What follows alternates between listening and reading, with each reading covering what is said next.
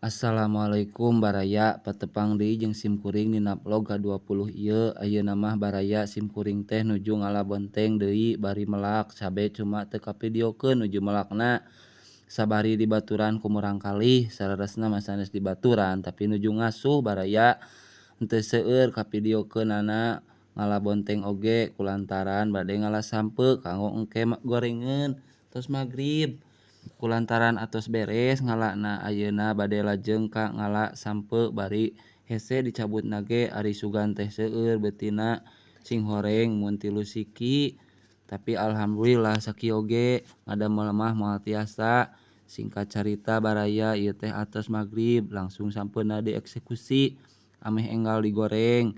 Ieu teh meuni tos teu sabar bakat bade enak ngagoreng sampeuh haneut-haneut sareng cai kopi.